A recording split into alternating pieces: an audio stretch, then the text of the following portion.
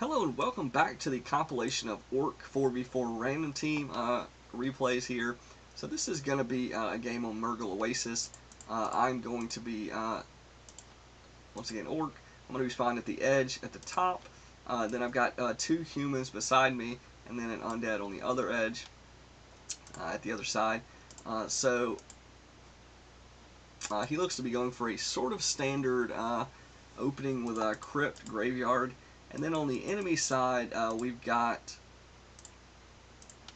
an undead, another undead, and then two humans. So on the enemy team, they don't have orc and elf, and on our team, we do not have elf, but we do have orc. So, but we only have one undead, whereas they have two. So blue looks to be going for the standard sort of crypt graveyard opening, and then yellow is going to be going for sort of a more fast tech type opening with ghouls. I think he skips the Tome of Relics. Purple's build order just looks sort of bad. You generally want to start to build your barracks before your first farm, because the farm's going to build way quicker than the barracks, and you don't really, the way human works, you don't really need the time is going to work out where you can go altar barracks and then farm. And your build order is going to be fine. So with your first peasant out, you can build a barracks, and then your next peasant out, you can build a farm, and it's not going to like interrupt your supply or anything. It's going to work out fine. So my build order is going to be really weird. I don't really remember exactly what I was thinking with this build order. I built a war mill, a burrow, and then a barracks. You might say that this is sort of a bad build order, and you could arguably be correct. I think I got the barracks just in case of a rush or something like that, but I actually don't start building any grunts for a bit, opting to tech quicker, but not quite as quick as I could have if I skipped the barracks. So, but anyway, I start to tech already. I'm getting a Tauren Chieftain. The fact that I have a War Mill and a barracks and a Tauren would maybe suggest I'm going to go for headhunters, but I don't think that's the case. I think the barracks was just there in case they rushed or something. But Red's going to be doing an Archmage harass. I don't know if he fast built his altar or not, but anyway, he's going to be trying to do this Archmage harass. It's very bad against Mountain King users, but generally, especially if they're getting an early Arcane Tower, which is already finished by the time he shows up in Green's base. So there is really no chance he's going to do any significant amount of damage to Green unless he's like AFK maybe. Otherwise, not really. So, and then you've got Purple with basically a similar setup, except he doesn't have an Arcane Tower. He's tanked a bunch of damage on his Mountain King. He could possibly do some damage to Purple because Purple's used all his mana. I don't know if Red realized that or not. Probably not, since he keeps running. But if he was smart, he would have clicked Purple's hero and realized, oh, he's only got 30 mana. So no Storm Bolts, no Thunderclap, if he happened to pick that. And he could have went sort of crazy on Purple, and no Arcane Tower. He could have went crazy on Purple's base. Instead, he runs towards the other two enemies based on the way the map is set up. It's almost, especially if they're even paying attention, it's pretty clear that they'll be like right there to intercept him. I think I picked Stomp here.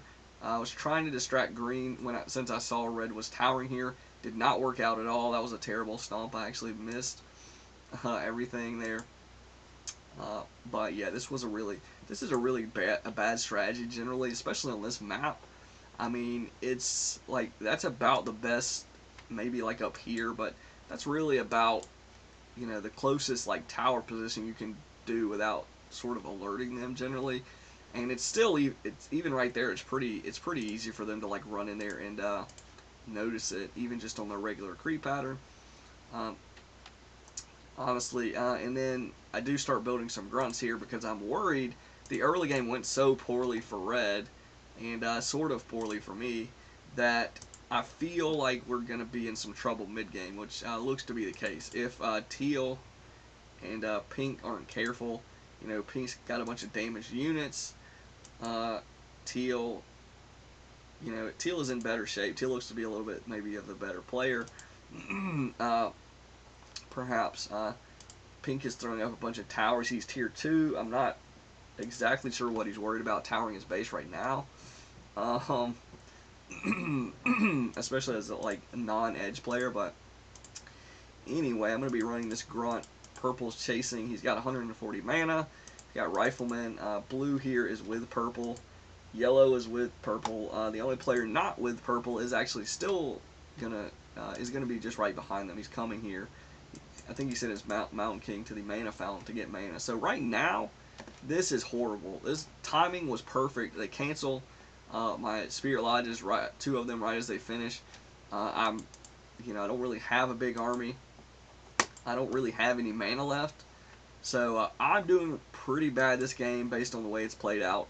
Red is doing fairly bad as well. No TP. He's going to be in danger. At least him and Pink though get to fight like 2 versus 1. In the meantime, I've got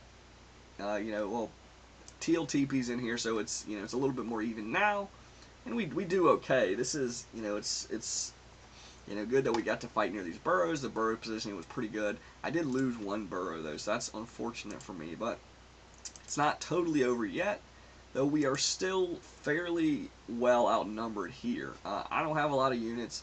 Red doesn't really have a lot of units, though he has thrown up 2 extra barracks, so he's going to be at least making that sort of useful decision to get some units out there. But again, in terms of like, which again is a decent idea against Rifles and Fiends, Footman with Defend which he's already got, will be pretty good against their army, I think. But we're able to push them back. I'm not exactly sure why that fell apart so badly for them. I know they took some damage from the burrows and everything, but Blue's army was in good shape. Green and purple were in decent shape. I think it was maybe yellow who was not really contributing much there. I'm trying to see where yellow is. He picks up a staff of teleportation. Really no clue why. He's level 1. He could have just ran up there, honestly. I mean, it's not like he's going to be putting out a bunch of fires with his level 1 Death Knight with 230 hit points. By putting out fires, I mean, like, it's not like he has like a level 4 or 5 Panda or Blade Master or Demon Hunter or even Death Knight sort of jumping around. But anyway, Blizzard actually doing some serious work here on Green's workers. Now Blue joins the battle. Yellow still hasn't staffed in. He's got a staff, but he's got a staff and a town portal, and not any units going to this battle. So yeah, I think it was pretty much Yellow's. Yellow messed their sort of situation up. He didn't continue to make units and bring them to the battle. So he's even in a worse position than me, because I did build some grunts here, and I'm continuing to bring them, and I built a second hero, which he has seemed to be skipping completely. A second hero doesn't add a ton to the battle, but obviously it does add some. The other point is his hero was highly damaged and didn't have a lot of mana coming into the battle.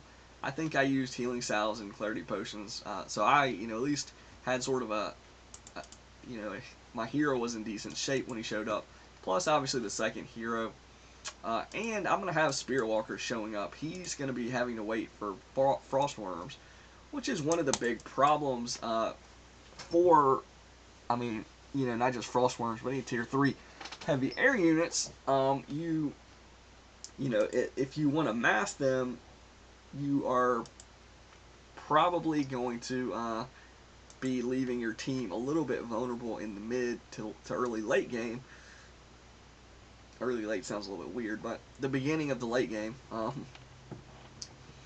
So yeah, at this point I'm starting to add casters. It's like, when do these Frost Worms, when are they going to come online? They're not online right now, so if we had a battle, I think we would be in better shape, just because I have Spirit Link compared to Yellow. I've got 2 heroes compared to Yellow. He's not picking up an Orb or a Lich, which is a pretty bad. Pink and Teal are going to take a risky creep camp, but they do okay here. They've got 3 heroes, Knights and Fiends. Teal doesn't have a Orb yet either, but that's pretty interesting. But yeah, so it's like, okay, we look and see what who's going to be sort of powerful here. Yellow is just now starting his Frost Worms. I've already got a handful of casters. You know, I've got 2 Spirit Walkers, 3 Witch Doctors, and again, I'm doing this caster strategy, which like I say before, it's more of a support strategy. It has a lot of weaknesses. Actually, it's going to be a little bit risky and vulnerable because they have mass piercing. They're going to have mass siege damage with these mortars, and that's, you know, especially if he gets fragmentation shard, which well, he's not tier 3, so he can't get that. Um, but yeah, will potentially be pretty vulnerable just from that stuff. Not to mention the fiends and then the frost worms. Um, you know, all those things are going to be pretty powerful against my army. I'm gonna need in terms of DPS. I'm gonna need, you know, my allies to sort of handle the DPS. You know, and fiends and rifles and knights can generally do it pretty well. We've got priests. Let's see, red's just massing footmen. With defend, they're okay, but once frostworms come out, the footmen are gonna be pretty bad. And then he's running into this creep camp, which is pretty bad. Teal tells him to run. I'm running into the center. Sort of was hoping that red would run, you know, with me and everything. But anyway, I do encounter some like rallied units. It looks like from green. I'm gonna pick off a couple of these. I probably end up. I don't know if I TP or run. I probably can just run. I can hex this hero to get rid of unholy aura momentarily, and then just run. I think I do kill this statue, which is he had. I noticed. I think he had 3 statues there. No, he only had 2. Sorry. Um, but yeah, statues potentially can turn into destroyers if he gets the upgrade, and that would be sort of something that worries me.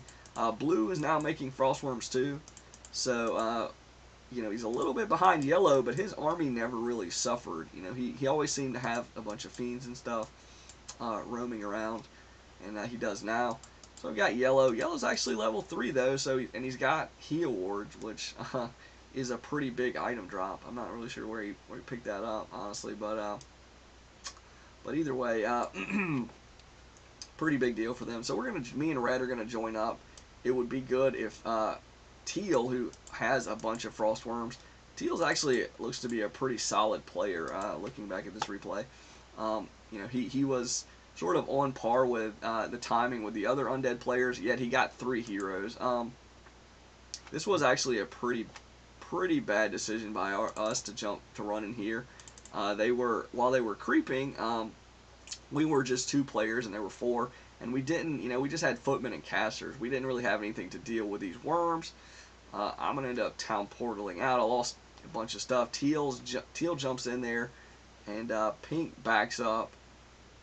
So yeah, this has been a pretty poor game for me specifically. And then Pink is gonna run in there sort of. So hopefully he's careful and doesn't get caught by those worms. I thought we would be in better shape creep jacking in there, but it turns out with all these worms, that camp wasn't, and you know, there were so many of them there. You know, yellow's hero, purple's army, blue's army, green's army, that we were outnumbered going into that. So even though it was a creep camp and probably one of the strongest or stronger creep camps in the game, um, you know, they still weren't going to get punished too severely there, based on the way it was. So that was not great. I didn't get wiped out. I did lose a couple of witch doctors, I think. Red took a ton of losses. He had footmen, which again is not what you want in this stage with everybody, you know, getting frostworms online. So yeah, this is pretty dangerous. Now here I'm going to go in and try to attack. I think I was thinking about attacking, but I'm going to have to TP in here. Now we're all together on Blight. This is a decent position to fight in. They sort of smartly are going to back off a little bit, but we're going to give chase. I'm leading with the Torrent. He's level 3 at least. I've got a wand of lightning shield, and we kill right off the bat. We're able to kill Blue's hero, so that's good news. A lot of focus fire. I don't even notice Teal doesn't have an orb, so as sort of well as I was talking about him, he skipped the orb of corruption, which is massive. But anyway, I'm going to be silence. Somebody had silence on their team, really pretty smooth blue, it looks like, had silence. So that was pretty good of him. Silencing is gonna severely mess me up. I can hopefully I should have disenchanted it. I didn't. I'm not even sure I realized I got silenced immediately, but yeah, I'm dropping stasis traps. I'm dropping heal wards. I've got putting spirit link on stuff. Ended up losing the Torrent. You know, it couldn't. I mean, it could have been helped, I guess, but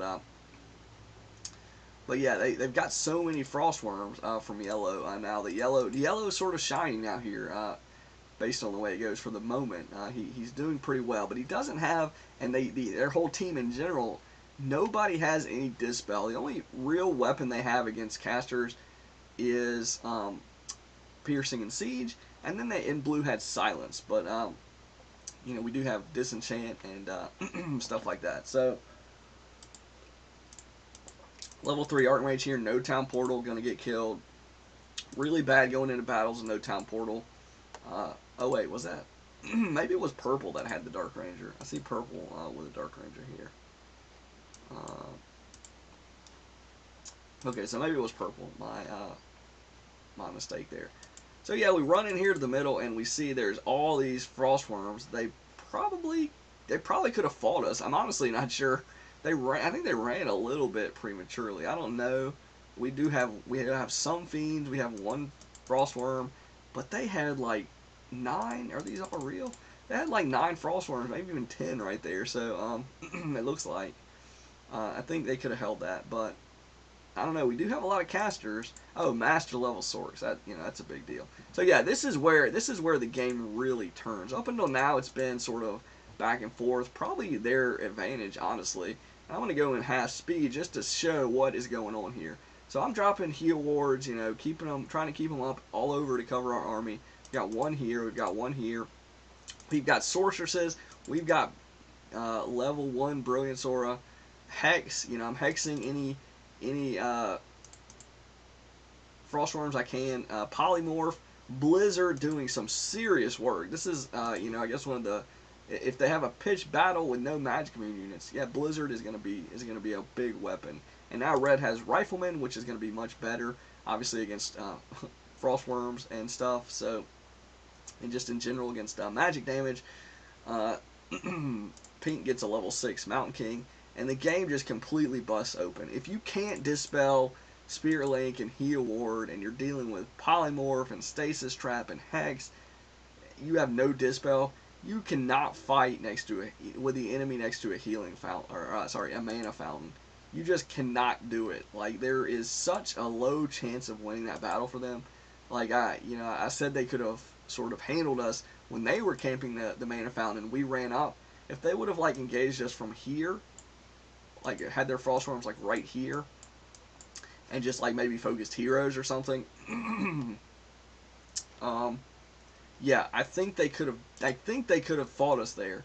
But as soon as we got to the mana fountain, basically what they did was they backed up to here, and then they engaged us. Like, they didn't really have any casters to need the mana fountain, but they let us just camp the mana fountain and fight them from right near the mana fountain, with them not being near it. Like, that was about the worst choice they could have made. They needed to just either like try to hold it right here, and you know, just try to pick heroes off. They probably did notice we had Hex and Polymorph though, so it's questionable how many Frostworms would have been sort of shut down. But yeah, the alternative was even worse. Like, they let us get to the mana fountain, sit there for a second, and then they engaged us while we were still at the mana fountain. Like, I mean, I couldn't really have thought of a much worse thing to do in that like 20-second window than what they did. Unless like one player, I think a couple of players sort of tried to fight us. They sort of underestimated us, I think, is what ultimately happened. But underestimated us standing right near a mana fountain. So yeah, that's the thing about casters. Again, in Orc casters specifically, Orc doesn't have any way. They don't have Brilliance Aura. So, you know, Orc can't. They don't have Moonwells or anything like that. So Orc cannot, as far as their casters go, they're, they're sort of balanced out with that aspect. They don't have Moonwell's or Brilliance Aura to keep their mana up. So that's, sort of a balance pushing back against mass casters being that strong.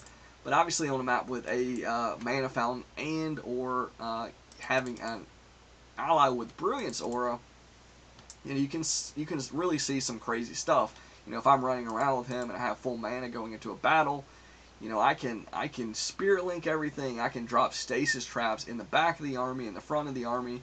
I can, I actually bought a potion of invisibility to sneak my torrent in here, so I don't get like nuked down before I get in the center of the action.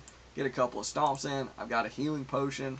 I've got these heal wards up. I still want to obviously be careful about not losing the torrent, but because endurance aura. But yeah, this isn't even really a close battle, honestly. I'm getting some really nice stomps. It's not level 3 stomp yet, but it's still, which does require me to get a little bit closer, but to really get those stomps in there.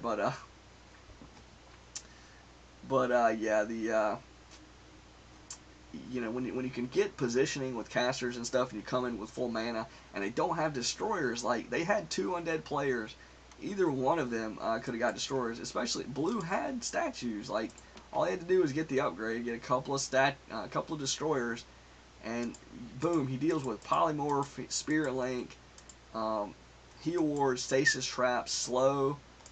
I didn't really see too much inner fire, but inner fire, armor scroll, hex, all this stuff. Really, really. I mean, they don't maybe know that going into the late game that one of them should really just mass destroyers, but they probably should have had some destroyers, blue, like, had the upgrade at least, and then realized, oh man, they have 2 players that are going really, really heavy on casters. You look at Pink's army, he maybe didn't, he went a little bit less heavy than I did. He's only got like 4 sorceresses and 2 priests, a couple of spellbreakers, but he has knights as well, so it's not like destroyers are not going to counter his knights. He doesn't really have much anti-air. He's got an orb on his Mountain King, but as far as fighting destroyers, that's about all he's got. So destroyers would have been insanely strong against me, insanely strong against Pink. Not to mention, they're going to be completely immune to Frost Nova, Blizzard, Frost Worms. When I say they're good against my army, like, all my units now are casters, so none of those units are hitting destroyers. They do hit frost worms, and they do extra damage to frost worms. Same for Pink's casters, extra damage to frost worms. They hit them, do not hit destroyers. Let's see, what else was he going to be immune to? Stormbolt. You get Stormbolt frost worms. You can't Stormbolt destroyers. And of course there are only 5 foods. There are less resources. So all in all, pretty clear that at least some destroyers should have showed up, and probably one of the undead players on our team, if not both, should have went really heavy on destroyers. Maybe one of them could have gotten like half and half destroyers and worms, and then the other just really switched over to mass destroyers. But I'll click through the tabs here pretty slow so you can check it out if you're curious. Yeah, like a teal did really well. I was up there even though I was sort of a support army. 10 hero kills. That's pretty crazy. I think. Plus, I don't think he ever had an orb, which is orb of corruption, which is would have probably made his army much crazier. But yeah, that's the big thing about casters. I mean, it's casters aren't something that you can master level casters for really any of the races aren't something that you can generally, if everything else is equal, you don't want to just ignore them. Like they are actually very, very cost efficient. When they're not countered, they are borderline overpowered. Which I mean, they have to be tier. You have to be tier 3 to get the master level upgrade, and then there is really really hard counters to casters that you can make. Destroyers, I would say, are hard counters. Spellbreakers with control magic are hard a hard counter. Dryads a little bit less so. Spirit Walkers are a pretty good counter. Adept level or Master level Spirit Walkers are a pretty good counter. It has AoE Dispel, it has spell resistance, and everything. So Spirit Walkers with upgrades, pretty decent counter. Destroyers, Spellbreakers, and then Elf is in a little bit of a weird spot. They don't have like their only AoE Dispel is Wisp Detonate. So that costs them a unit, and it's sort of weird trying to get a Wisp up there. Sometimes that's not exactly when you have like late game armies, it's not exactly super easy to get a Wisp, in the perfect spot to detonate. Like sometimes you're just not really going to be able to do that. So this one's going to be called Force Raider Math. I assume my Mass Raiders here. On Golems in the Mist, this is patch 1.29 once again. So there will be a tavern on this version of the map, and there will be very different creep camps. Again, in shops and gold mines, the map is very different than it used to be. So yeah, here in the center, you've got 2 rock golems, 2 troll trappers, and an actual goblin merchant. Instead, before, I think you just had 3 rock golems, level 6, and then nothing there actually. So yeah, very different on that front. And then I think, yeah, I think these goblin laboratories are a little different. They had 2 mud golems, level 2, and 2 troll berserkers, and before they had like a level 6 rock golem here. So it was a little bit, I think it's a little bit harder to create, or easier now than it was. The rock golem before was, it's much harder to kill a rock golem than 2 mud golems, I would say. So, but anyway, let's see what the sort of races have here. So I'm going to be an edge spawn player, which not exactly ideal if you're going to be fast teching and all that, though. I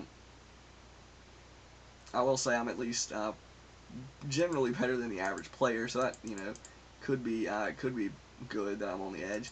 But anyway, we've got another orc near me. We've got oh sorry, this spawns are like on the bottom.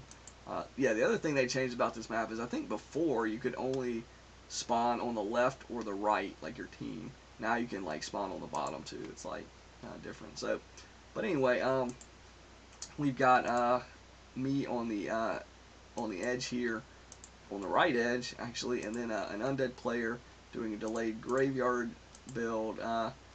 An orc player with a blade master with a delayed barracks, but an early war mill and shop.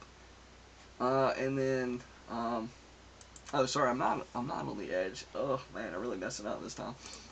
Green is actually going to be on the edge. So I was sort of right with at least with Green being on my team, though I didn't realize he was on the edge. So my mistake there.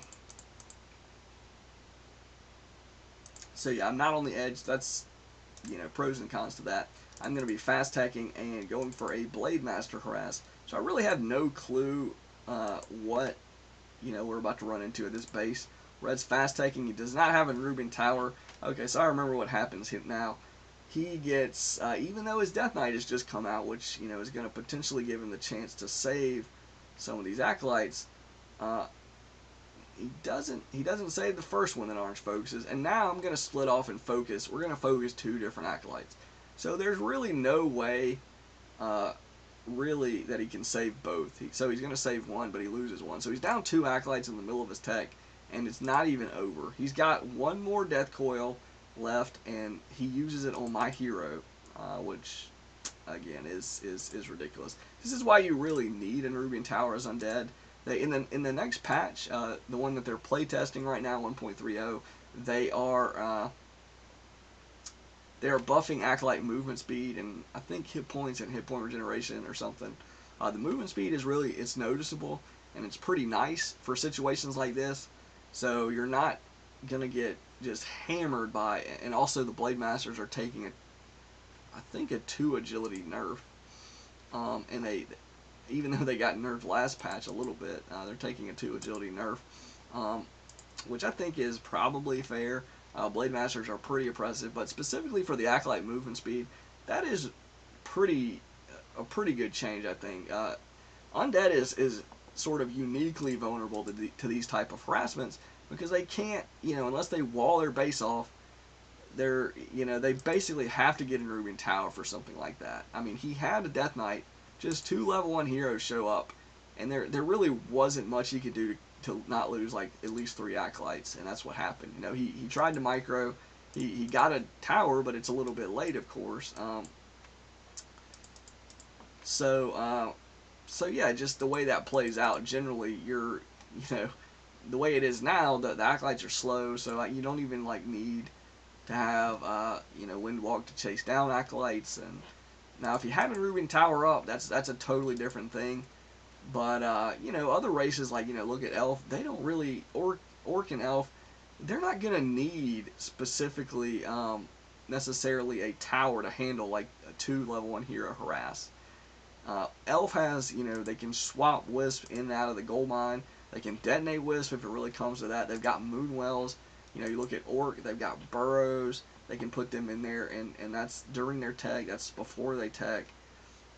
Same for Elf, so, and that's just in this like standard build. Like you're gonna have to get burrows. You're gonna have to get Moonwells, and you start off with the gold mine entangled. So, what Blue does have is like Wisp scattered up here by Pink's base, which is interesting. He lures me into sort of, a trap. That was kind of dumb of me to chase that, but I'm not going to Town Portal. It's just a level 1 hero. In terms of the damage I think I did enough damage. Pink had to go back to his base to defend. I did kill, several acolytes over here, which, again, the acolytes alone pretty much, I would say, arguably made it worth it. And then I ended up killing some of the Wisps. I don't know if we've scouted this expansion that they're throwing up. I don't think we haven't on the mini-map. So yeah, I'm going to throw up 3 bestiaries. I completely skipped the barracks. It looks like Orange is going to be scouting with a mirror image, or sorry, not a mirror image, a Wand of Illusion, Illusion Blade Master. Pretty good deal to do that. It's not going to really risk much. I mean, it sort of gives away that he's got a Wand of Illusion. Hopefully he doesn't lose it right here, because that would be unfortunate. But yeah, I've got a bunch of Raiders and a couple of Bat Riders, 3 Bat Riders actually. I don't have any upgrades on these units yet. I'm starting to get an attack upgrade on the Raiders. I really want to focus, like, the Raiders will be sort of the more core unit, and the Bat Riders are just sort of a little bit support. I can fly around and poke around at the Elf base. Probably not the human base, and probably not the undead bases. But the Elf base really should be pretty vulnerable. And did he skip tier 1? I feel like the Elf just skipped tier 1. His base is like completely open. I don't see any. I don't know if he like had an Ancient War over there or something and he lost it. I don't know. But anyway, I get red to Town Portal. I think, yeah, red Town Portaled. Yellow did not Town Portal, and Pink did not Town Portal. So they were just there. But red Town Portaled. I'm going to run out of here. I did some damage to his base. I destroyed a Moonwell. And I get out of there. I think I got the Bat Riders, just pulled them back. I don't know if they have web yet or not. No, red is upgrading web now. Yellow just has ghouls, so he doesn't have web. Teal's going to sort of engage yellow here by himself. I'm going to be, green is going to be just getting hammered. I don't know what exactly green's doing, but in the meantime, I pull back and I go for this expansion. And I catch a Necromancer and a Obsidian Statue sort of rallied, ensnared, kill both of those. That's a pretty decent loss there. That's 200 gold for the Obsidian Statue, a 3 food unit. The Necromancer is only a 2 food unit, fairly cheap, but again, just picking that off doesn't take me hardly any time. And it's, in terms of the resource cost, it cost about the same as the expansion.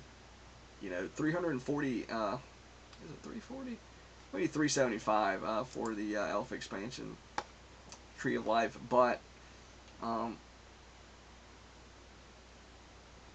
And then you've got 200 gold for Mysidia statue, 145 for the Necromancer. So it's not quite as much gold, but it's pretty close. And it took way less time to actually knock those units down than it did to knock the Tree of Life down, I think. But anyway, somebody's going to be town portaling. I don't know who it is. It's red. He webs the Bat Riders. I don't have Liquid Fire, which is a little bit annoying, but I can ensnare his workers. He's only got 5 acolytes to repair, which again is another problem for undead. So he gets ensnared, can't repair. I'm going to town portal out, hopefully not lose that raider. I don't think I lost any raiders. I lost 3 Bat Riders for sure. Probably would have preferred the Bat Riders not to be getting focused because they take 200% damage from the Fiends. But they got webbed. Not much I can do. Either way, I forced a town portal and I knocked out his tier. I guess he was tier 3. So he did get a boneyard up though. I didn't knock that out first. So I haven't sort of prevented him from getting his tier 3 stuff. Unless I supply blocked him, which I didn't. And now he's got like 4 spirit towers, sorry, I miscounted, and an Nerubian tower. So he spent a ton of resources. So I guess his gold mine will probably be fairly hard to attack, but those towers are just sitting there. So in terms of when, if ever, he will be in danger, well, the gold mine's not really in danger unless I engage the towers, but the boneyard is out here all by itself. The sacrificial pit is pretty much in danger, but I decide, of course, to go, prod around and see where I can attack that's weak. It looks like blue is going to be vulnerable. Orange and my Bat Riders are going to sort of mop that up. In the meantime, I'm going to send my raiders up back to the other side of the map. And I don't know that yellow's sitting in his base. I was hoping that hoping this would be clear, hoping I might catch them trying to expand again here. They didn't. Again, anybody that ever says I'm map pack, just like I say, anytime you look at these audios, I'm constantly, a scout there. I had no clue if he had expanded or not. I need to ensnare that stuff. I don't know what I don't think I was paying attention, honestly, not to ensnare any of that stuff, but I can't really engage, or I don't really want to engage Yellow's army. He doesn't have cripple, so I could run back and forth, and if he gets out of position. But in terms of fighting ghouls and abominations and potentially skeletons, plus if he's on blight and he stands near an Nerubian tower, he's probably just going to camp there. And I don't want to engage that. That's not beneficial. I've got a bunch of siege damage. I'd rather just go catch a base undefended. Actually, this is a little bit risky. I don't realize red's right here. If he turns, that's going to be bad news just because of this frostworm, really. But I pick up some sappers to deal with these towers from. Wow, I'm not really sure where those came from. Those must have came like all the way across the map or something. So that's pretty goofy. But yeah, I want to deal with these towers, and patch 1.30 is going to buff the Ziggurat hit points and subsequently the tower hit points to 600. So one sapper isn't going to kill towers or Ziggurats anymore like they do. But they're still going to do massive, they're almost going to kill them, and you can still hit multiple towers with them. So let's see how this goes. 2 Ziggurats, or 2 Spirit Towers down. This sapper was sort of blocked off, and it takes me a second to realize it. But I do knock down his Necropolis before he town portals. He had actually town portaled over to Pink's base, it looks like. So yeah, that was really good timing. And again, the sappers pretty much wipe out the tower threat, like instantly. So that's really, as undead, that is incredibly annoying to lose not just one Spirit Tower, which is like 295 gold to a 215 gold sapper, but to lose 2 of them. You're losing 2 towers, and you're losing 20 food worth of supply to a 215 food unit. So, two Spirit Towers, the cost of that is going to be 590 gold, I think.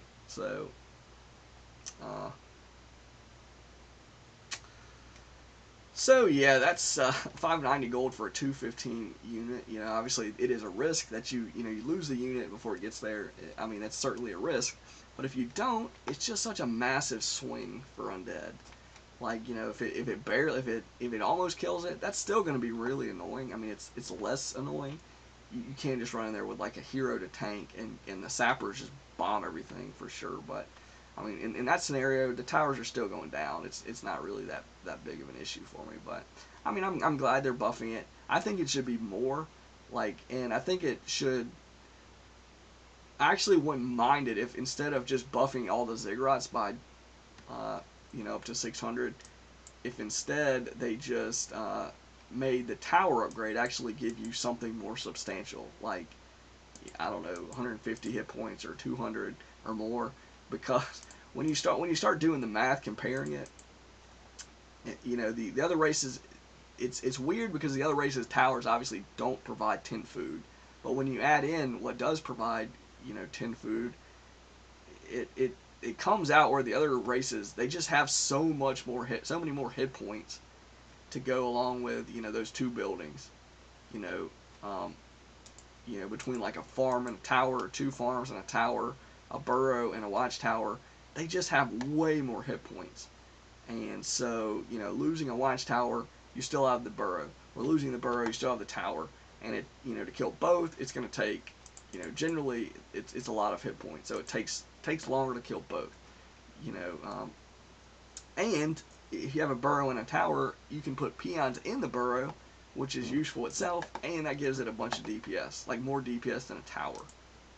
So it's like, what does the ziggurat get? Well, it just gives you 10 food, and then if you spend a bunch of resources, well, now you get a tower with no extra hit points on top of it. It's like, you know, I don't really. I mean, I know balance-wise, it doesn't seem that terrible. You know, Undead's not losing like every game or anything, but I do think it's a significant disadvantage. But anyway, the enemies are sort of gearing up. They teaming up. I've just been harassing bases, so it's, you know, you might say I'm sort of not benefiting my teammates very much here, but uh, they're gonna lose a base race to my army alone. You know, so if they're just like slowly creeping through and knocking down like an expansion, to actually attack one of our main bases, it's going to take them a lot of effort, and you know, they're going to lose. You know, they've lost Red's base. Uh, they're either going to lose Yellow's base or Town Portal to defend it. Hopefully, I can still kill this tower. I would assume my Town Portal out here. Maybe I don't. Maybe I just go all in and try to kill this gold mine. That's probably, I'm going to get the gold mine. I don't know if it's worth it. Sleep was like making it hard to Town Portal. So anyway, it looks like Red Town Portal too. Maybe. Maybe ran. I've got these 3 raiders here roaming. So yeah, anyway, they, you know, the situation is they can either try to base race or, uh, you know, or they're just going to have to try to play defense. And it's not really working too well. You know, Yellow lost his gold mine. They Town Portaled. I mean, they killed a bunch of raiders. That's, you know, it wasn't a total loss for them there. You know, I used the Town Portal as well, so momentarily I'm sort of out of the, you know, out of the offensive is slowed down. These worms are really gonna. I needed to pull that raider back. I messed up there, and that's probably gonna cost me 2 raiders at least. So yeah, having, you know, level 2 Unholy Aura and a Frostworm is gonna sort of make the strategy a little bit less effective for me. If he catches me with that Frostworm, you see, he caught 2 raiders. Boom, they're down. So that's bad news. But I can't remember if this was a tiny Great Hall. I think it was. Tiny Great Hall and throwing up some towers. Yellow scouts it immediately. So that's probably going to be their next target, I would assume. But Teal is got a bunch of destroyers, 2-1 upgrades, a bunch of frostworms. He's got level 2 Unholy Horror, and he catches Red with like half of his army over here. I don't think that would have mattered. He just got Fiends. Red is like outproduced, and again, that's probably a function of him not having any more economy. So, you know, Red cannot get a better army. Yellow has got a bunch of abominations. He cannot fight Teal at all. He's got to avoid Teal. You know, I'm gonna ensnare, kill a statue, a couple of necromancers here. They really, even fighting together, they're going to be in a bad shape. I need to avoid that. Do I have a speed scroll? I do have a speed scroll, but yeah, they they really need to fight together. And even then, I don't think yellow army adds enough. Like what? I guess he counters like me and orange a little bit, but we're just gonna ensnare his abominations, and you know we can just avoid him and play the sort of hit and run game on bases. You know, we sort of force the enemies to get a bunch of towers. Yellow hasn't gotten a bunch of towers, but his base is very vulnerable if they're not sitting in there. So, and blue's base is completely gone. So we just have to play a, you know, if we really, you know, want to be technically as safe and as we can, we could just play at the attrition game right now. We've got 4 bases rolling. I've got an expansion up. They don't have an, or sorry, they do have an expansion here, but orange is throwing up an expansion here. Green is throwing up one here. He's not building any peons there yet, so that's, you know, a little bit silly, but we're going to have the economic advantage, and then just from our, you know, main bases, even though they're about to run out, we've harvested a ton more gold, and it sort of shows up in Teal's army, sort of shows up in, you know, Green's army, arguably. It's like, what does Pink have? Pink made a bunch of, I think he made a bunch of tanks, but actually I have the best, basically I have the best, one of the best units against tanks, mass raiders. Same for Orange, he's got a, you know, handful of raiders. So red and yellow TP in here, and they're sitting there with pink. And the bad news for them is we really don't have to like mount an attack on this base. You know, we have like all the cards. We have all the choices. We can run to the other side of the map, go for that. We can scout for expansions, even though they don't have any. Well, they have one, and we did scout it, and we knocked it out with Orange's Battleriders. So yeah, now they're like just sitting in this like, you know, lightly fortified. He's only really got like 4 towers against like mass destroyers and frost worms and raiders. Bloodlust. They don't have any dispel that I see. So no dispel for bloodlust. Um, and they really don't have the counter for Teal's army just flat out. Like they have one siege engine, which is decent in terms of DPS, but and then they have a handful of fiends. This is about based on their army size. This is about as good as they can hope. They've sort of got Teal isolated a bit. They're webbing his units. They're killing some. They've got these towers popping off some shots. They've got the siege engine needs to get a little closer to hit multiple targets. So Teal's army did take a bit of a beating, but Pink's base is completely gone. So yeah, they did about as well as they could at this point, but it didn't matter. It doesn't even matter then because you know they're having to focus these air units. They still haven't actually killed all of Teal's air units. They've just done a bunch of damage to it. That tank is getting in some work. And it looks like he maybe will lose the destroyers if they're lucky. He's down 1. He's still got 2, 3 left. But yeah, no, he didn't lose the destroyers, and their army is gone. So yeah, that sort of falls to yellow. If yellow, instead of abominations and necromancers, if he would have just had mass fiends or fiend destroyer, fiend worm, or mass gargoyles, you know, any of those armies would have at least allowed them a better shot to fight what they were up against at the end.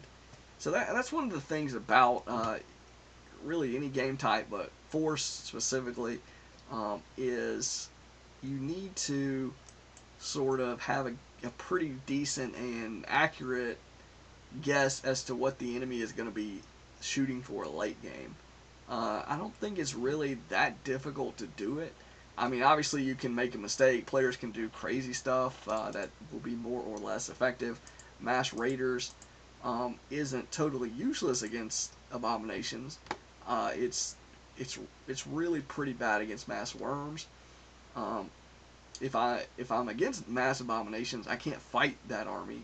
A-bombs, ghouls, and maybe master necromancers or adept necromancers or even initiate necromancers or banshees or whatever. I don't want to fight those armies with raiders probably because abominations and ghouls are going to be really, really strong against raiders.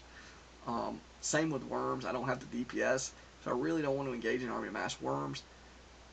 Mass destroyers is a little easier, but again, it's still not ideal. Um, Armies I would look to engage in would be maybe Huntresses, Dryads, Mass Caster that's alone. Ghouls or Fiends I could hand maybe not ghoul mass upgraded ghouls, but unupgraded ghouls, Fiends in small numbers. I can sort of, I can generally catch those armies and do fine against them. But really, ideally, I want to be going at bases as much as I can because of pillage and the siege damage, and just how big of a problem it can be for them to lose. A town hall, a Halls of the Dead, uh, Black Citadel. If they lose they lose their tech production buildings, they lose their supply buildings, their haunted gold mine. All these things. If they lose this and I get pillage on top of that, the swing is pretty huge. Like, would I rather, you know, sort of just eke out a win over an army of like 5 fiends, kill 4 of the fiends and force a town portal or something? Or would I rather, destroy a black citadel, maybe a gold mine and a ziggurat or something like that? I would much rather do the latter, because that's their income source. So in the long term, they're going to lose more resources. That's their tech. So again, it's going to do things like prevent them from buying a town portal at their shop, or more orb of corruption, um, healing potions, mana potions, healing scrolls. It takes all those off the table for undead. If you've got the other races, obviously their tech items, their tech buildings potentially.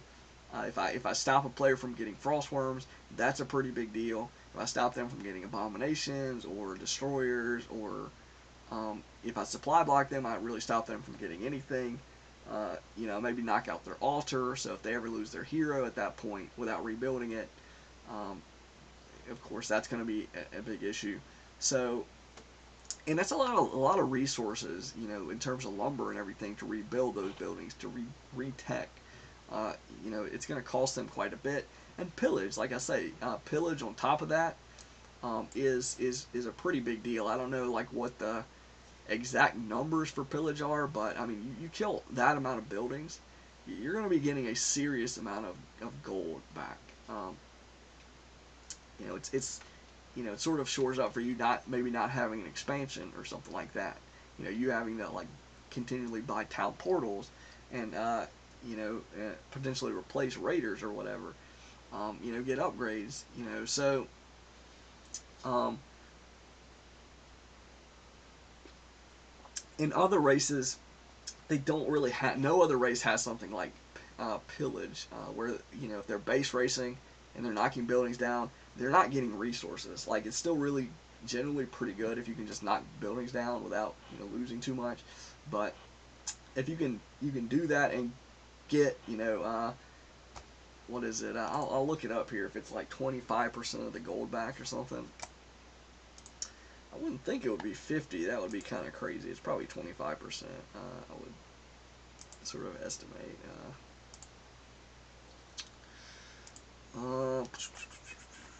Pillage. Oh my goodness, it is 50% according to this. Pillage returns 50% of the cost of the building. So it gives you as much as like undead unsummoning would give you. I mean, so I don't know how that, if it works with tech unit or tech buildings like a black citadel. Do you get like uh, I'd be really curious to know that. I can't imagine you'd get like the cost of all the upgrades for the building. Like, would you just get 50% of 255 or whatever it is for Necropolis? They're going to change the Necropolis cost. That's why I say that. But or do you get another 50% for each successive upgrade? Like the Halls of the Dead is 340 gold, I believe, for the upgrade. So that'd be 170, and then you get another probably 170 for the Black Citadel upgrade. So you add those together, that'd be 340 for those two upgrades, and then half of 255 would be 122 and a half.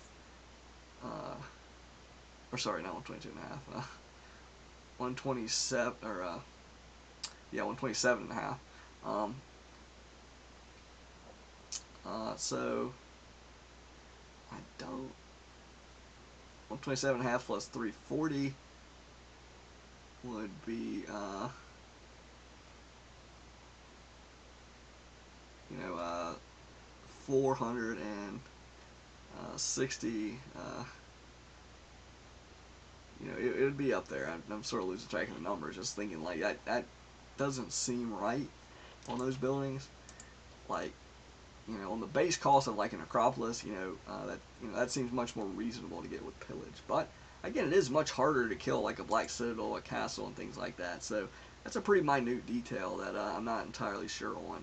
But either way, even if it's just an Acropolis, I mean, it's still, you know, any amount of gold is useful, of course. But anyway, I'm gonna go ahead and go to the next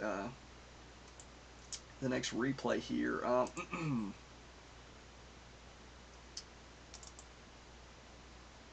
Raiding party. So this looks like it's gonna be another raider game, which is generally pretty fun and whatnot. So I'm gonna be here at the bottom left. I'm not on the edge. We've got orange arguably on the edge here, doing a sort of a weird looking build, timing build order. We've got yellow going altar, a little bit delayed altar, pink going for an altar, seemingly delayed a little bit, and his base looks like it's going to be pretty open so far from what I've seen. And then on the enemy side of the map, we've got an orc on the edge with a really delayed altar, red with an altar and a burrow. I think he likes to tech early. I think he's actually going to tech immediately and skip tier 1, or skip barracks anyway. Purple building 2 farms and an altar, no barracks. I don't know if he's going to build a barracks or what exactly his plan is. Green looks like he's got a delayed graveyard, so probably going to tech before he starts like massing out fiends, I would guess. Orange is getting a Dreadlord, no graveyard, so he's, I guess, going for melee, probably. We'll see. But I'm going to be skipping the barracks as well, going for a Blade Master. And then yellow is going to throw up a War Mill and a barracks, going for a Farseer, so that's an interesting choice here. So now red's throwing up a War Mill. I'm throwing up of course, an early Voodoo Lounge to make my harass more. Some goofy chat here about, they were asking one of my allies like how many games of 3 games he was undead that he won. I was like, I won 7, but obviously you can't do that.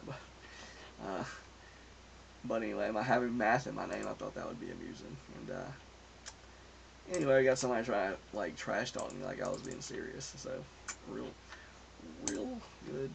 good teamwork going so far. But anyway, we've got me coming up on an undead player who has a Nerubian Tower. I windwalk right before his Death Knight sort of ran by. I don't know if he heard it. He probably did hear it if he was paying attention, and he potentially even saw it. I'm not sure. But anyway, I saw that his Death Knight was like going to harass. Looked like I told Orange. Orange doesn't have a graveyard, so like the Rod of Necromancy harass deal, he doesn't even have a Rod of Necromancy, so well, I don't know exactly what Green thinks he's gonna do.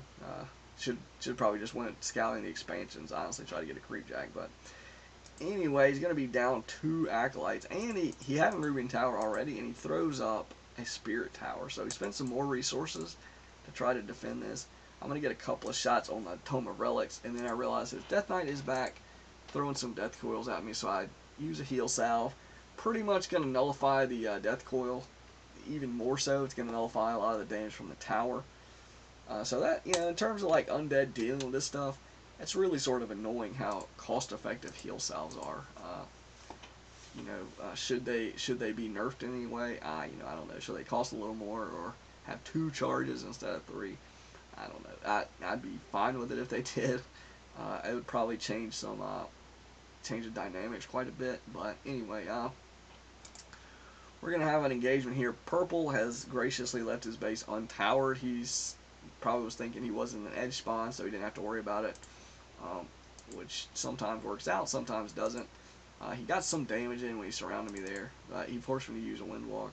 And now, since I didn't see his army, I didn't see a tower, I didn't see him teching, I assumed that he was creeping this expansion. I go check. There he is. He's finished it. I'm going to get another peasant kill here, hopefully. And I'm going to go make sure he's not building an expansion. In the meantime, I've hit tier 2. I'm going to try to hide these bestiaries down here just in case somebody runs into my spawn point. Probably a much lower chance that that somebody's just going to randomly run into this at this particular moment in the game. I mean, it's still sort of near my base, but it's of course going to be more vulnerable if they do catch this going up. It'll be away from burrows. It'll be away from my base to town portal there. But like I said, this is a pretty awkward and out of the way position. So kind of like if you look at Red's base here, I show up at Red's base. He's building his bestiaries. If they were like over here, I most likely would just not have found them. Honestly, I mean, maybe I would have if they were like right here, because I'd have probably like ran towards the gold line or something to see if he was expanding. But he's gonna go ahead and he knows I'm gonna cancel one, so he throws up another one up here. I don't think I saw that. Yeah, I didn't see that on the thanks to the fog, or I would have just ran to this one. But so yeah, I'm probably not gonna get to cancel this second one. Definitely not gonna cancel this third one. He's only got 2 burrows, so see how much leeway that's gonna leave him. Yeah, he's got 30 food, so he's of 17. Now he's at 20. So yeah, he needs to get another burrow for sure. I don't know in terms of the cost here. Let's see. Yeah, he's got plenty of lumber to do it, so he should be fine. He's got plenty of lumber and gold to get more burrows. In the meantime, I'm doing basically the same strategy. It looks like I'm doing the same strategy he is, though minus hiding my bestiaries and nobody harassing it. Plus the burrows. He's going to tier 3 earlier than me. I had more burrows, and I had a little bit less open base than he did. I don't think maybe a hero can get through this hole and harass, but and in terms of like attacking the stronghold, actually my base will be slightly more vulnerable to raiders. Like he can get his raiders around my stronghold, so there are some differences there. But anyway, I'm going to come up here to Orange's base. He still doesn't have any towers. Oh wait, Orange is my ally, so I'm at his base, but I'm not going to be attacking it, hopefully. But anyway, Orange is going to be running around with his Dreadlord. He's expanded. As far as the enemies go, wow, Orange is taking on a pretty big camp with footmen. I'll be shocked if he doesn't lose any units here. We'll see how this goes. One good shockwave was going to be, yeah, there it is. That's the danger of these ogre lords. The shockwave is pretty devastating to like most tier 1. So he's going to lose 1, 2, probably going to lose every single footman he's got here, which I guess he doesn't care about. Orange runs in and gets a fiend surround. I don't know if you sleep or not, probably. He's going to sleep the Death Knight. So he's doing pretty well. I need to join him, actually. I need to sort of send my raiders up there and join him. But I was waiting to build up a lot of them. I'm going to join him with the Blade Master, and I do bring the raiders, finally. If I was being a little bit quicker, this would have been just devastating for green. Because imagine these, like, all these raiders basically being in his base right now, ensnaring his units. He even without the raiders, looks like Orange is going to get some kills here. I'm going to go ahead and tank the tower a little bit with the Blade Master. I didn't realize he had a second Spirit Tower, so I Windwalk, and we get the Death Knight kill. He town portaled, so he burned through a town portal, still died. Really crazy. I don't know what he was hoping was going to happen, but again, the game is about to be over. We've got Red. I don't know if Red's done any damage. It doesn't look like he's done anything to Blue. Blue's got Wind Riders, which are decent. He's got Spiked Barricade upgrade, decent. Red does have an orb, so it can sort of handle small numbers of raiders or Wind Riders, but he's gonna get hexed and stuff, so not really. And green is pretty much done here, and everybody starts to leave, which makes sense. Honestly, red was probably not going to be knocking out anybody. I think I sort of contributed a little bit to that. And then, me and Orange teaming up to knock Green down, that was good. Who was it? Purple that was creeping the camp with Footman, getting just obliterated.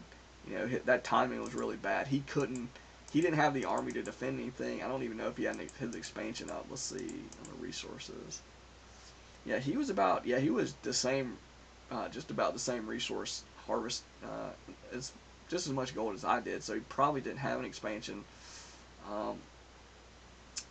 Yellow looks like did have an expansion, and orange looks like he did. So, and yeah, I saw oranges. Orange was on our team, yellow was on our team. So, resource-wise, we were in good shape.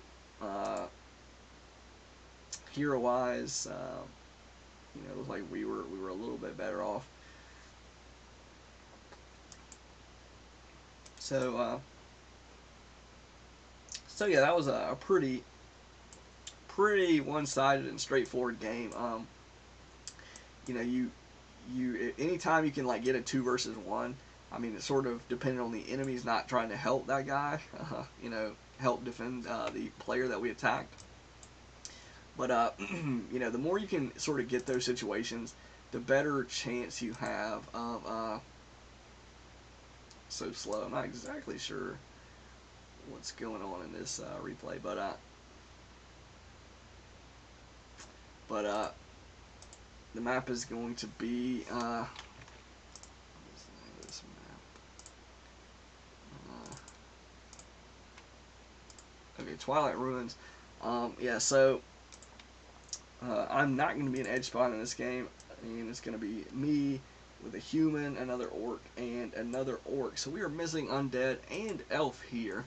So that is potentially dangerous, or a little bit of a wrinkle. We're going to be missing out on a lot of potential unit choices and hero choices. And the other team is going to have orc, human, and 2 undeads. The undead and orc going to be on the edge. Sort of a regular build from red. It looks like pink, delayed, barracks. I don't know if he's ever going to get a barracks or what his goal is. Probably just arguably bad build order. Yeah, delayed barracks. Delayed, probably a fast tech. I think this guy was in one of the other replays, fast teching maybe, but he's not. He's going to be getting either delayed or really delayed graveyard potentially. Same for orange, not doing a fiend opening. So interesting. We'll see how that goes.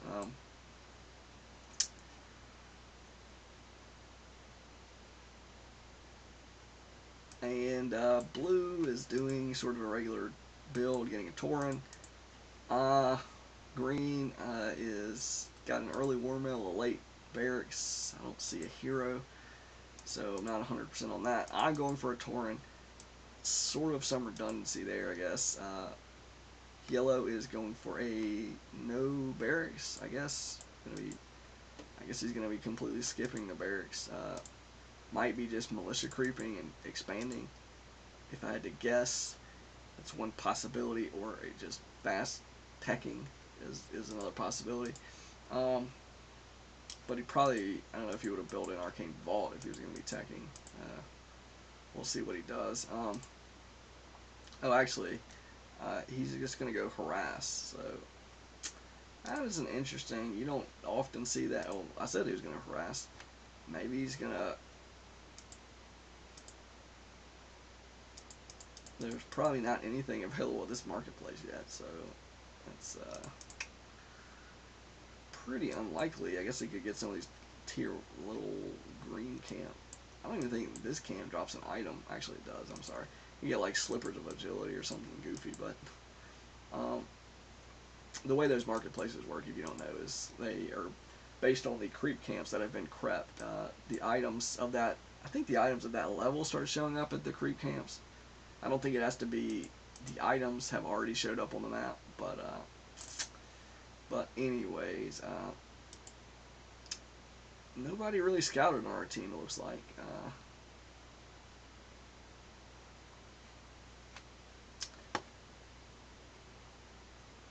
And I'm a little bit confused why this like path is scouted. It's like there's like a path scouted from the center just across the map. Not really sure what happened there, like why that's the case, but anyways, oh, yellow sent a worker all the way over to blue's base. Okay, so now that makes sense. It took some damage going through the center, apparently, but didn't die. So, he's going to build a scout tower on blue's base. Interesting. Blue's the edge player, so that scout tower, or tower, if it becomes one, will potentially be useful. Plus, I guess if they ever kill yellow's main, he'll have, you know, sort of a worker out there to still do stuff if he needs to, but you know, that's probably a decent tip if you can afford to like send a worker to somebody else's base. Maybe sort of save yourself if you ever, you know, get sort of your base gets wiped out. But anyway, me and Yellow are going to sort of team creep this a little bit. He's going to expand. I'm fine with him expanding it. You know, I don't want to expand. I want to get my tech units, which this game are going to be casters. Massing casters with a Shadow Hunter. I think I had Stomp as the skill. I pick up a Greater Healing Potion and a Wand of Illusion, so that's going to probably be pretty potentially useful. Green's going to be going Headhunters and Grunts. Double Barracks. Pretty interesting. I feel like even with the double barracks, I've built like as many units as he has, so that's not exactly a good sign, but for him. But anyway, I'm gonna creep this mercenary camp. Pretty easy camp to creep. He's gonna they made this is 1.29 once again, so they made these camps on this map a little bit harder. They have 2 of the level 5 deep seers, and I think that's pretty dangerous. Those things have entangle and summons. They're not like always, you know, popping entangle on units. I'm not exactly sure how the AI, like, you know, decides when to entangle, what to entangle. But if they did like use entangle as much as they could, that camp would be a nightmare to creep. Luckily they don't. So they can entangle units. They can't do heroes, but even on units, that would, you know, especially on units, it would be a lot of damage and stuff. So entangle. So anyway, I catch red trying to expand. I try to hex his Torrent. I don't want to get stomped here. I want to just cancel this expansion if I can. I hit a pretty decent stomp. I only hit 3 units. It could have been a lot better, actually. But yeah, I'm just trying to keep his hero hexed so he doesn't hit me with a stomp or a shockwave. And then I look at his army and I'm like, well, I can probably handle this army. Pink actually drops a lightning shield on my unit, which it's really risky to do lightning shield on your opponent's units. Like in certain circumstances where it's like a big team battle, and it's going to be difficult for them to. That was a pretty good move to lightning shield me on the way out. He managed to kill 1 grunt from that, and almost risk the Shadow Hunter. And it's really sort of annoying trying to like maneuver. I don't know what I'm trying to do here, but yeah, that was a good move by Pink. But the first go round, you know, especially when the army sizes are small, you have to be very careful throwing a lightning shield on your opponent's unit because he controls where that damage goes. So if he's like, you know, reasonably competent and paying attention, and you know the army sizes are small, so there's plenty of open spaces to like run around and, you know, get into position. Unless you can like lock that unit down, you know, it's a risk. And I think I took advantage of the lightning shield that he gave me actually to do a decent amount of damage. So, but anyway, I went to town portal back to my base. I canceled an expansion. I canceled 2 burrows. I don't remember if there were any towers there, but if there were, they got canceled. I don't think there were, but. And in the meantime, I go into tier 3. I'm almost there. I'm getting, of course, witch doctors and spear walkers. Again, you've seen me do this several times in this compilation. But again, it's a pretty, I would say it's a pretty strong sort of combo, especially together if used correctly. There are weaknesses, as with most strategies, but you really don't, like, it's honestly like a really Mass Dispel is not super common in 4s. Like players love to get the abominations and or taurens or frostworms or griffins, dragon hawks, wind riders, tanks. You know, mortars is still pretty dangerous for this actually, but it's not dispel specifically. Chimera, Chimera are the same with mortars. Like they're pretty dangerous. You can, if you like with human, if you polymorph them, you know that's great. But you've got to get in a range to polymorph them. So you know you risk like getting surprised by an army of Chimera can like wipe your army very quick. Same with this. You know my army here. If somebody manages to get like 5 or 6 Chimera, and they fly over the tree and there they are, they're probably gonna hammer my army. So I have to timing wise, I want to hit sort of get some aggression going before they get to super Chimera army, and then if they ever do get up that high, just sort of be aware of where they are and stuff like that. But and then sort of be with my allies so they can sort of handle that. But anyway, I'm going to be dropping Century Wars, Scouting expansions. This was ideal for me since I think I used a Goblin Lab, looks like, to reveal some of these gold mines. Maybe. But anyway, I catch this expansion here with no towers, no necropolis. He can't town portal. He did unsummon it, but again, I killed some of these acolytes. Drop a Century Ward, so if they ever try to go here again, I'm going to hex this Frostworm a couple of times, I think, and prevent him from attacking, and then get a bunch of damage on him. So I didn't kill him, but I got a bunch of damage on him, so that's useful. Of course, purple to heal him once or twice. But yeah, it looks like purple is, like I say, very common, just going right into mass Frostworms. Same with orange. Orange, no, not even one slaughterhouse between their 2 undead players. Very good for me. Pink has 3 Arcane Sanctums, which, again, is sort of something I like to see. I like to do as human. I typically don't throw a lot of priests in there. He's only got 2 though, and he's only initiate level on the sorceresses.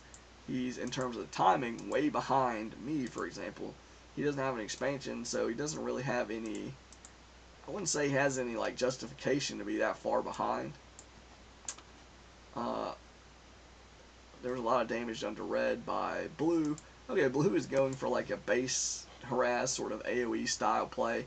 These heroes work pretty well together against buildings and or units.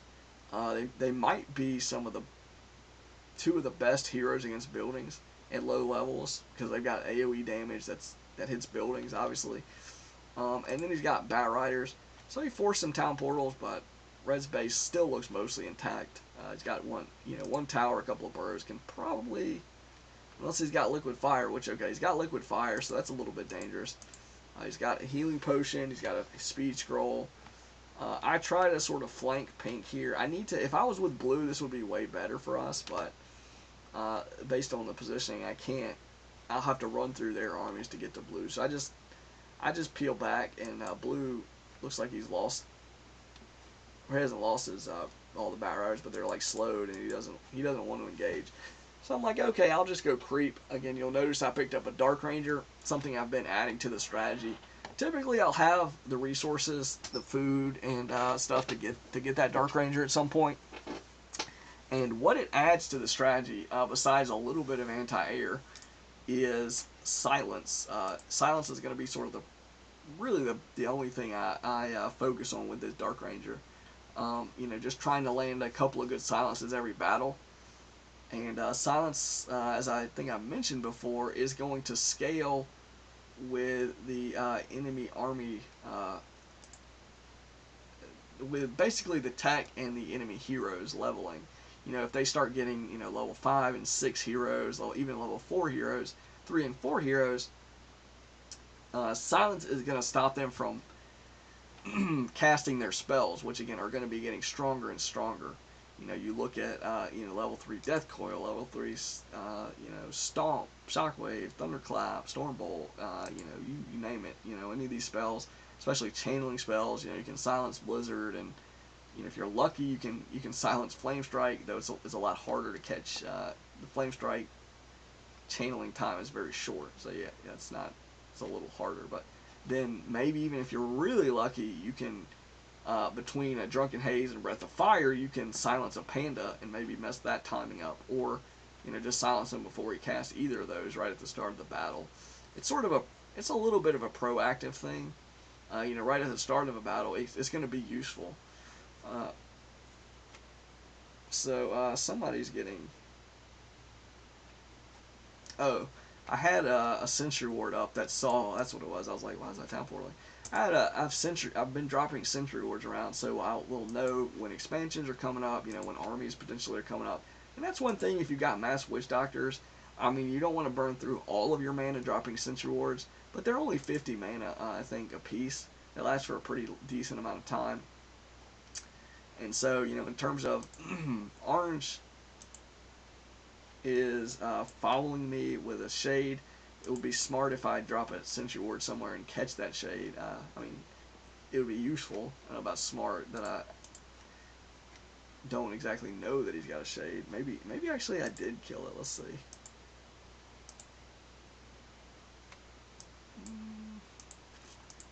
I don't know. I'm not entirely sure if I killed that shade or not. But anyway,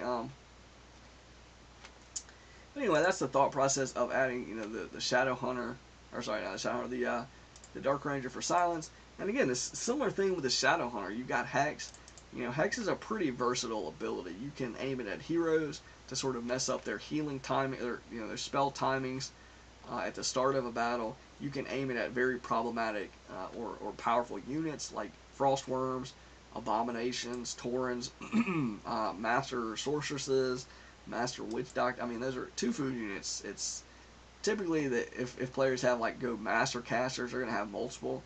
So, if you silence a Sorceress, I mean, it's like, not that it's useless, but the Sorcerer's DPS isn't really amazing. So, I mean, sure, stopping polymorph and stuff is good too. So, it makes sense. I mean, it generally makes sense to, uh, to try to deal with those casters, though silence is going to be more of the silence, and stomp will be more of the way to deal with those because they're AoE. So you can hit a lot of sorceresses, a lot of witch doctors, or whatever. So we're going to have a battle here at yellow's base. Purple's got a bunch of sort of upgraded worms, and they're all flying together, which are going to be incredibly vulnerable to Bat Riders. Only 1 armor upgrade. If you get 3 armor upgrades, then Bat Riders are not a cost-effective counter to Frost Worms. But with only 1, they still are pretty effective. Plus, if you have them clumped together, which Orange did, they really, really are going to be effective. So we forced them to Town Portal. Not really any damage was done. Yellow's base has blue towers fortified, cannon towers, 3 masonry upgrades, cannon towers. Wow, that's you very rarely see even a single cannon tower, but he's got multiple ones, so that's kind of funny. They're fortified armor, so in terms of against frost worms and stuff, that's really good. Frost worms, fiends, and casters and everything, that's going to be really good. I silenced the Archmage there, and a sorceress, that was okay. I think I try to get this around, doing a pretty poor job of it, and I keep going. So yeah, really half my army could probably fight his. Now I do need to be careful because he does have mass spellbreakers, which is pretty good against my army. I don't know if he has control magic, but he's going to lose the Blood Mage here, and I do have some grunts, which is a decent counter to spellbreakers. So I'm not completely. These things are going to be not going to be completely wrecking me. Plus he ran, so his heroes weren't really in that battle. So yeah, that's the thing. In a pitch battle, the Archmage and the Blood Mage with AoE and the Spellbreakers and the casters, his casters and stuff would have been pretty solid. Fighting me in a pitched battle with his teammates, but alone, I was in fine. I was actually in good shape for my heroes. He had 2 channeling heroes. I've got 3 separate heroes that have some way to interrupt Blizzard and potentially Flame Strike and Mana Siphon.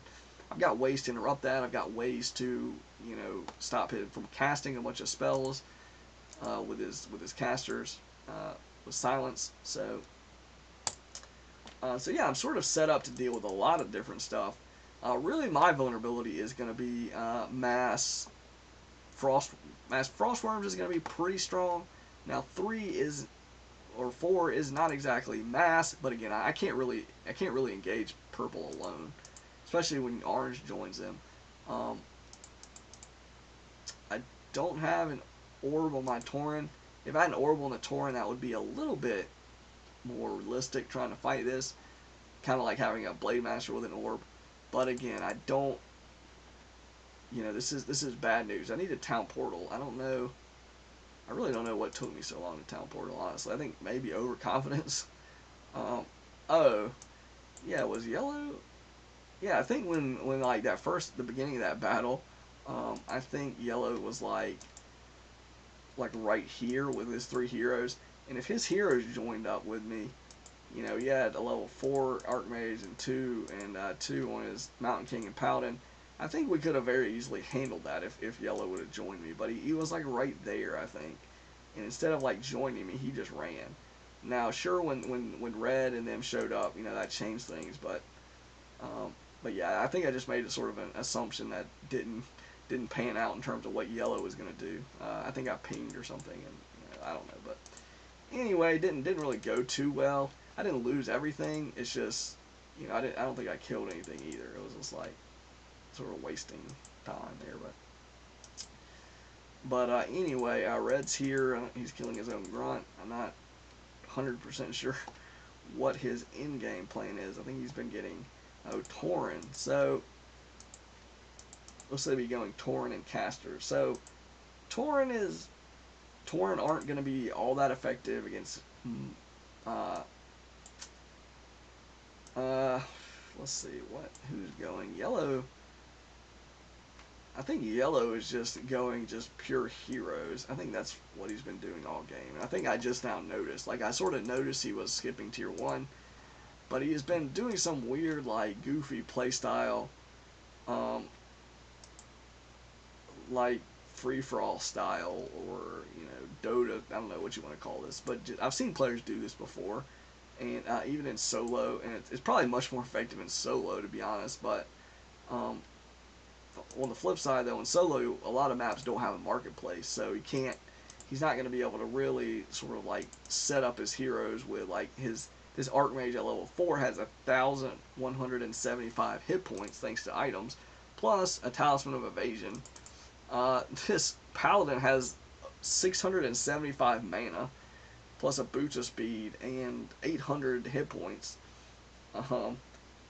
And then the Mountain King, what does he have? He has Unholy Aura from the Doomhorn. He's not really stacked on items that much. He's got, you know, a Ring of Regeneration, which is decent.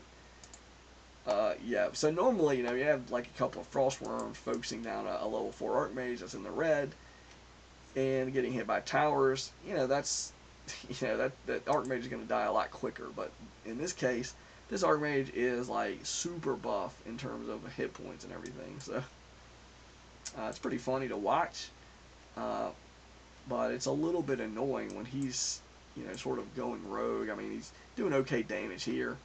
A good point to note is you can actually outrange towers. I think you can even outrange watchtowers with Blizzard if you aim it correctly. Like on the edge of the, if you come in from this angle, for example, and you hit like the edge of Blizzard on these, right against these towers, you can outrange towers with Blizzard. So, you know, that's sort of a thing to note. Now, if you do that, obviously you're only going to be hitting sort of a limited number. Like if he has like 4 watchtowers, you know, where you want to hit the gold mine, you would have to aim more like right here. So you would probably, to hit right here, you definitely would be in range of the towers, I think, if you want to hit the gold mine as well. But if you just want to clear the towers first, you know, you can outrange them there. So anyway, though, I'm just going to continue creeping. You know, with 3 heroes and none of them near level 5, I can, you know, I've got plenty of room to get experience creeping, even though there doesn't look like there's actually that many creeps left on the map. So that's the sort of the downside here at this point. But yeah, I'm trying to figure out like what's going on with the enemy. Okay, we've got blue still like poking around with his bat riders. We've got red going into mass Tauren. Looks like he's gonna try to get bloodlust. I don't know if they're master level shaman yet. He had a wish doctor queued up. I'm running out of resources, so that's unfortunate. My gold mine ran out, that is. And actually don't have enough gold to build another town hall. I think I accidentally had these. I forgot about this control group of berserkers. I ended up losing like one of them, it looks like. So yeah, I need to be careful though. I still don't have like the counter to these mass air armies, if there are any. Like yeah, like Purple's army. If Purple jacks me somewhere, I'm gonna get hammered. He's trying to poke into Yellow's main base, which is like the worst base he can go for with these worms. He needs to get to my base. I don't, I've got a bunch of burrows, but at least I've got vulnerable buildings that aren't near the burrows, and I don't have watchtowers. So I think he's actually going to catch my army. So he's going to kill the Dark Ranger pretty, sort of like I said earlier. Like if he catches me, I can't fight that. I need some assistance. Let's see how much. Yellow has 7,000 gold. Like this game could have been over like 5 minutes ago. Probably even like close to 8 minutes ago, I would think. If Yellow just made an army. Like imagine what he could have with 7,000 gold. Like he could have mass 3/3 Griffins. He could have mass tanks. He could have Griffins and Dragonhawks. That's really what he would want to have here. I'm probably, looks like I'm going to lose this. No, okay. Blue finally town portals in with some anti-air. So I might not lose this hero, hopefully. Stomp. Yeah, he heals. So yeah, finally we fight together. Easy mode. Fighting together, even just fighting together is sort of easy mode. Now I've got an orb on the Orb of Lightning and Brilliance Orb on the Tauren. I can actually hit air with some, sort of consistent damage. But anyway, the Bloodlusted Tauren and Frostworms is still pretty potent. A still pretty potent combination. I still don't have really a ton of air DPS compared to like the Frostworms 1,350 hit points. So yeah, and I still don't have any resources coming in. So that's a sort of bad news for me. My army's about as big as it's going to get for the rest of the game. And again, the game looks like it's about to be over. A lot of the enemies are in the similar location situation. I've got these peons attacking this acolyte. I was gonna think about like expanding or mining that, and it's already taken. So we've got Purple with some income coming in. We've got he's got a second expansion that he was sort of hoping to go for. Red's got income coming in. Yellow again has income coming in, plus he is sitting on like a hoard of gold. Green has got an expansion running, so economically we are in pretty good shape. Blue's got an expansion, green's got an expansion, and then yellow has got an expansion. He's got 2 expansions actually running with yellow, so we've got 4 expansions up. They've got 2 sort of up, and then they've got 1 that's barely sort of started. No defense at any of their expansions. Every single expansion we have is like loaded down with towers. So, even like a single hero can go harass their expansions. And here's the worms going hard on yellow's hero. Blizzard doing next to nothing to these worms. Relatively. Water elementals wouldn't really be doing any better, honestly, either, so that's not really the thing. Looks like he's just going to lose his hero.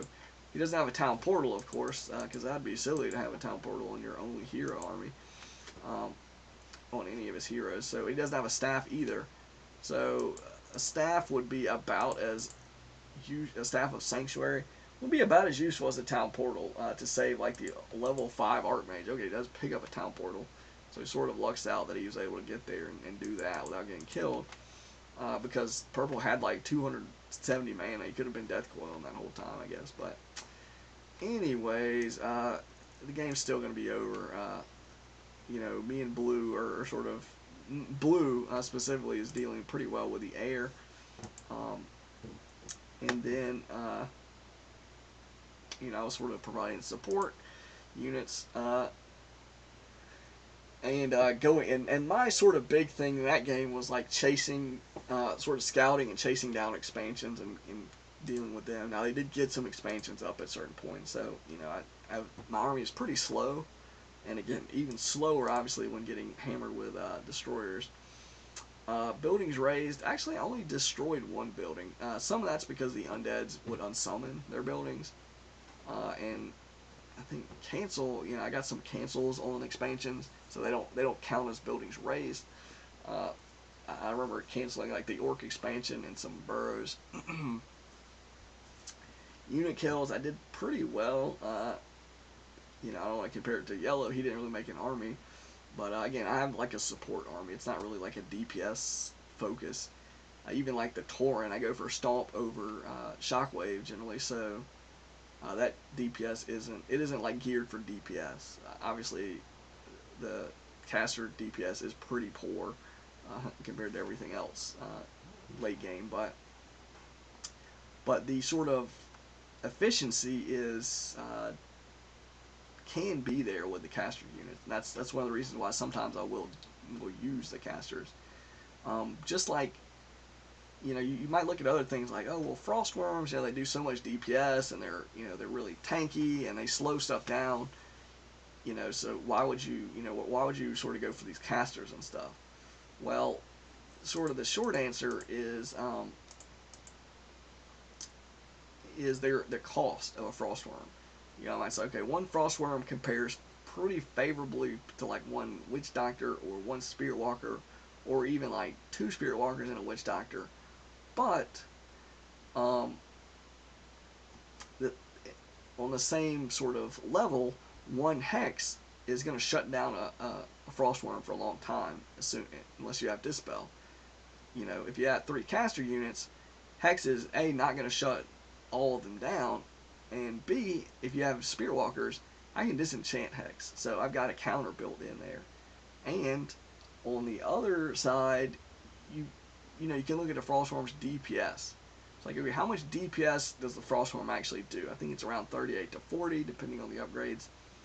Yeah, that's really high DPS, and he reduces some damage with his frost breath. So take that into account. Well, then it's like, okay, with his DPS, damage, and then his damage reduction, would you add that up? How much damage does he do plus damage that he reduces? It's just sort of, you could ballpark it. I don't know. But I think he does more damage than he reduces with Frost Breath, I would assume. But, even if we say it's the same, it's just double. The Frost Breath reduces as much damage as he does. I don't know that's the case, but, let's sort of just throw that out there. Maybe he does 40 damage and he reduces 40 damage. Possibly more. I don't know. But then it's like, okay, look at Healing Ward. How much healing can a heal ward do if it's standing in the middle of a battle? Well, it depends on how many units there are. Sort of similar to Frostworm. Or the Frost Breath. Like how many units or towers does it hit? Is going to determine how much damage it reduces. For sure. Heroes as well. Well, now Heal Ward. How much damage does it heal? If your unit has 500 hit points, Heal Ward is going to heal 10 damage a second. So for every single unit that has just 500 hit points, 10 damage a second. Now a Frostworm has 1,350 hit points. So for every Frostworm that's in that radius of Heal Ward on your team, it's going to heal for 27 hit points a second. Now that's like the extreme. That's like one of the highest hit point units. Second only to, I believe, the Mountain Giants, actually. But anyway, in terms of units produced. But anyway, Frostworms, 27 hit points a second. So if you have 3 Frostworms in a heal ward, you're going to be healing for 81 hit points a second. Just from those 3 Frostworms. Not to mention if you have more, not to mention if you have heroes, units. You're obviously in the middle of a big team battle with all 4 teams. assuming that your teams aren't massing like mechanical units, which I don't think he awards affect, like siege engines and meat wagons and demolishers and stuff, but obsidian statues. But everything else that's like a regular sort of non-mechanical target unit or hero is going to heal for 2% a second. So again, the potential for that is massive. Now, what cuts against that being, I would say, broken is it doesn't stack with other heal wards. So if you mass witch doctors, your ceiling for heal wards is going to be your full arm, like all your army, your army and your allies' armies together. That's like the maximum potential for for your healing wards. So it's not like bloodlust where you every single unit you're going to get bloodlust. I mean, I guess that's a sort of limiting factor for bloodlust as well. It depends on the number of units and heroes you have that you can bloodlust. So it's similar for heal wards. Polymorph scales the other direction. It depends on the amount of enemy units that you can polymorph. So, if you're outnumbered, you would rather probably have polymorph maybe than heal wards or bloodlust. I would say. So yeah, that's sort of the limiting factor of these abilities. But it's very the potential for heal wards is insane. It's kind of like the potential for tranquility for the keeper.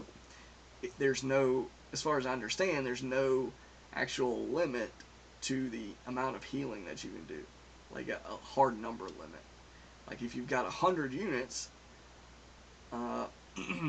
in range of the heal wards, well, that's 100. That's all those 100 units can potentially be healing if they're damaged by 2% of their hit points. So you add up all the hit points of those everything in your army and stuff, and then you take 2% of that per second. So it's really a big deal. So again, the strategy has it's you might say it's inconsistent. Maybe it can be very powerful, but if your allies are sort of not cooperating or they're massing mechanical units, if every single one masses mechanical units, that's severely going to restrict how powerful heal wards is going to be. Will be if they don't sort of cover anti-air, like in this case without blue, sort of dealing with those frost worms, I would have had a really hard time because I don't really have the army to deal with it. I've got Hex, which is useful. I've got Spirit Link, which is useful. Heal Ward's obviously useful. But in terms of actually killing the air units, I didn't really have a good answer for that. Magic damage is great versus light armor. I mean, it's good. It's not great, we'll say, but the DPS numbers for casters are just so low. Probably for balance reasons because their spells are so powerful. I mean, it makes sense. That's they're not just like massing DPS out there as well. But anyway, compared to a Frostworm's DPS, that is. But anyway, that's sort of the way the strategy goes. Looks like yellow was dumping resources on somebody. Blue, I guess. Based on their names, I don't know. Maybe I wouldn't think that. Nah, I wouldn't think these are like the same person. They might have been like friends or something. In some games, you've heard of people like running bots or something to control multiple players in a game. But Warcraft 3 doesn't really lend itself to that.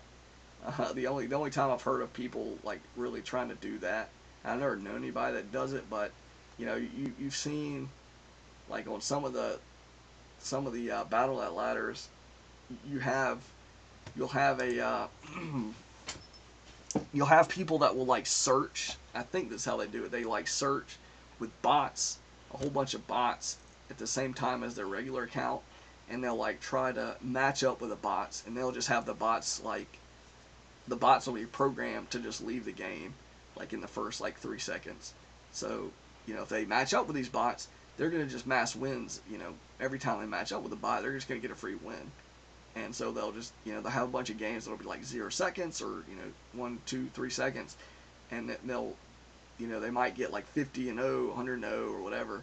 You know, as long as they can keep matching the bots, you know, they can just keep inflating their win total, which is really like dumb. I mean, it's like, you might say, oh man, look at my profile, but it's like, well, yeah, let me look at your full game list, and you got a bunch of wins that you just played you know, you just had a bot matchup with you. It's, you know, they weren't even real games. It's just sort of goofy, like, you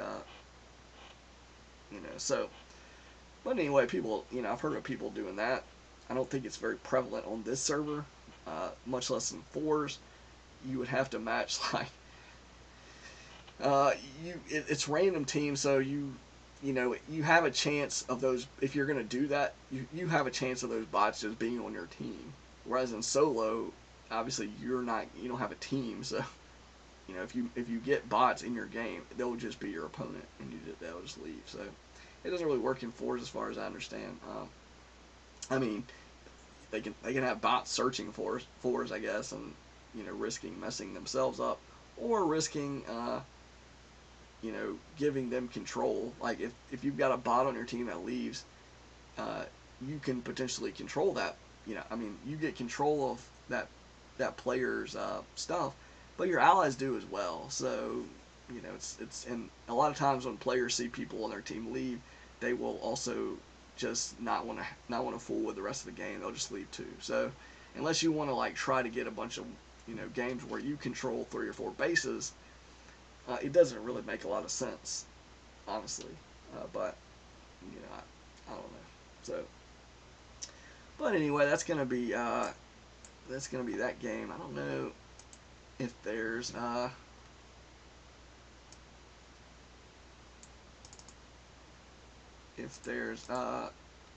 yeah, there's gonna be 2 more. So I'll go ahead and cut this short here, and I'll do the next. I'll do a video for the next 2 replays, and that'll be the end of the sort of the end of the compilation here. 1, 2, 3, 4, 5, 6, 7, 8, 9, 10, 11, 12, 13, 14 replays there. Pretty good stuff there. But anyway, that's going to be the end of this particular video. Again, I'll do the next 2 replays in one video, and it'll be sort of posted along with you know, on the playlist. So this is going to be ScryMind signing out.